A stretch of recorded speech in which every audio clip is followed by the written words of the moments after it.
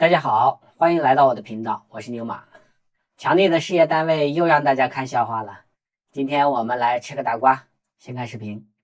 惊天大瓜呀！捐给南京博物院的名画突然出现在了拍卖场上，这事儿终于有了官方回应了啊！那简单来说就两句话：庞家捐的画有些是假的，但假画去哪儿了我不知道。这是南京博物院说的。那这起庞家和南京博物院长达半世纪的恩怨呢，真的是越扒越魔幻呐。首先，庞来臣是中国近现代收藏大家，他既拥有财力，又精于鉴赏。你比如说张大千呐、吴昌硕啊这些名家都是他的座上宾。那在他去世之后呢，后人庞增和呢就向南京博物院捐赠了，记住啊，137件古画啊，圈起来一会儿要考啊。那这其中至少有4%都成为了后来南博的1级藏品。那把价值连城的收藏品捐赠给国家，庞家人绝对称得上是深明大义。那因为这件事儿，1962年11月，江苏省啊还给庞来臣后人发了一个奖状。然而在2014年，南博自己搞了一个庞家藏品展。那有一个研究员呢，就在画册当中啊阴阳怪气的写了一句话，说庞来臣万万没想到子孙竟然会败落到卖画为生。那这句话可是捅了马蜂窝了，人家庞家是实打实的捐了上百件国宝级藏品呢，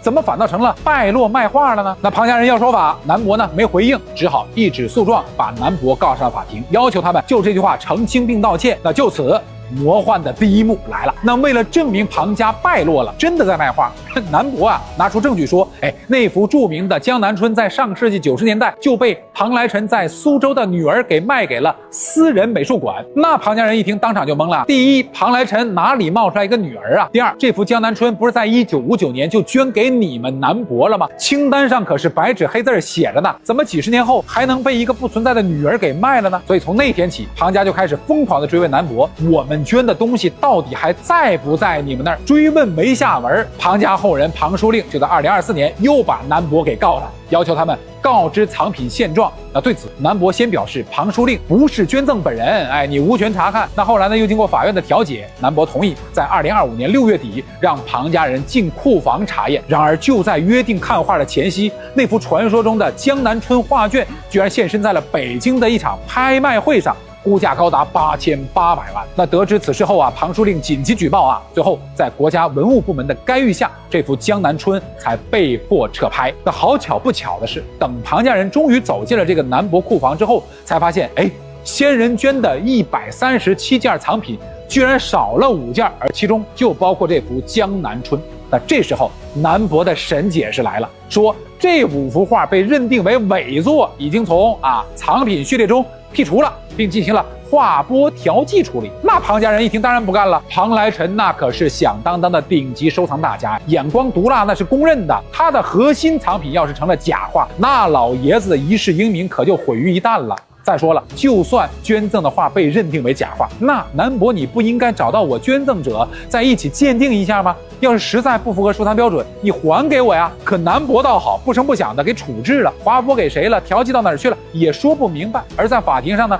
南博还拿出了一份几十年前的鉴定记录作为证据啊，可结果这份记录的复印件上关键部分全都打着马赛克，就露出了几个假字。那你说这样的证据换谁都难以信服啊。所以庞书令对先人捐赠的名画为何流向艺术拍卖市场提出了质疑，并要求南博返还江南春图卷等在南博消失的捐赠古画。12月16号，庞书令签署了强制执行申请书，正式向法院申请强制南京博物院提供庞家捐赠的江南春等古画的详细流转去向材料。所以你看，这事儿早就不是一幅画那么简单了。人家庞家人啊，捐出100多件传家宝的时候，他们心里揣着的可是那份最朴素、最滚烫的初心啊，藏归于公，保献于国。他们相信这些凝聚着家族心血和中华文化的珍宝，放在博物院的殿堂里，会比锁在自家库房中更安全，更能被后世子孙看见传承。可如今回头看，随着这幅江南春在镇馆之宝的清单里无声消失，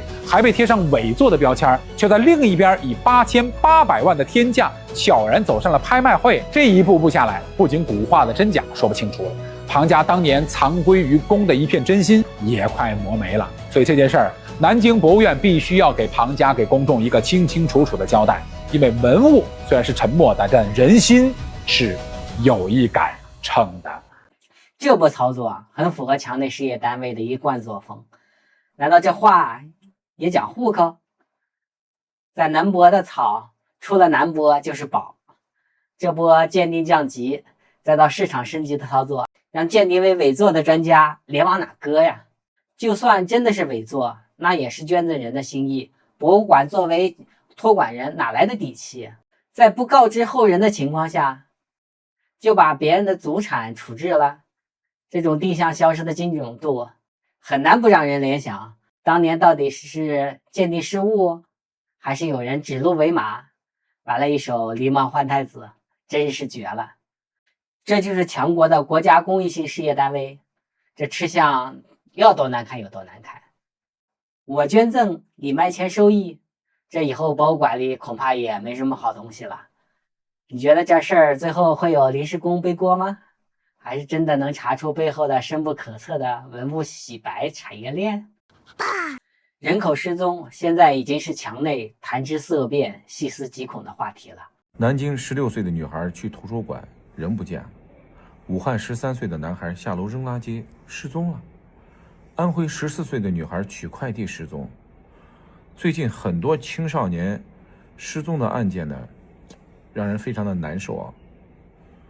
家里有孩子的，孩子独自一人上学的，一定要给孩子要说，放学上学远离那些贴满广告放着大喇叭音乐的车辆。这些车辆呢，常在校门口转悠，很有可能会确定目标，几秒钟之内就把孩子要拉上车了，务必一定要提高警惕。第二个，不要跟陌生人搭话，不要随手接过陌生人的东西，千万不能喝陌生人的水，吃陌生人的东西。第三个，有人帮忙去找小猫小狗，坚决不能去。还有陌生的女孩说自己被人追踪了要陪同的，也一定要拒绝。总之一句话，别上陌生的车，别跟陌生人接触，别给别人提供帮助。祝大家的孩子呢都能健康平安的成长。这个情况下，害人之心咱们没有，但是防人之心不可无。最近刷到很多成年人走失的案子，有的彻底没结果好长时间了，有的呢是过了1-2周，在河里沟里就找到了，不明原因，就他怎么走到那儿的都找不到，监控要么是死角，要么就不好使了。哎呀，未解之谜啊！感觉现在之前是孩子比较危险，然后现在孩子大人都危险，尤其是一看身体比较健康阳光的这个年龄段去。然后说个秘密，尽量不要体检嘛，现在尽量不要体检这码事。然后年底比较乱，每年都是，今年比较特殊，感觉事更多，大伙儿天一黑赶紧回家。我现在赶紧回家，你看后边来个车什么的，我都赶紧回头看看。现在失踪人口已经不单单是孩子了，已经发展到成年人了。现在墙内都是按需取货，就像电脑坏了某个零件一样，每个健康的器官都被标好了价格。在到处有监控，连一只苍蝇都能追到的时代，失踪人口却往往石沉大海。但讽刺的是，在器官配对的数据库里，匹配的速度却快得惊人。只要你的身体组织成色好，那可能是某个权贵眼中的备用邮箱。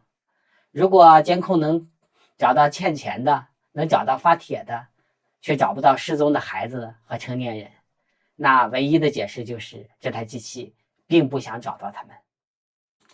今天的视频就分享到这儿了，谢谢大家收看，欢迎点赞、评论、转发。最后还有一个彩蛋，非常有意思。打断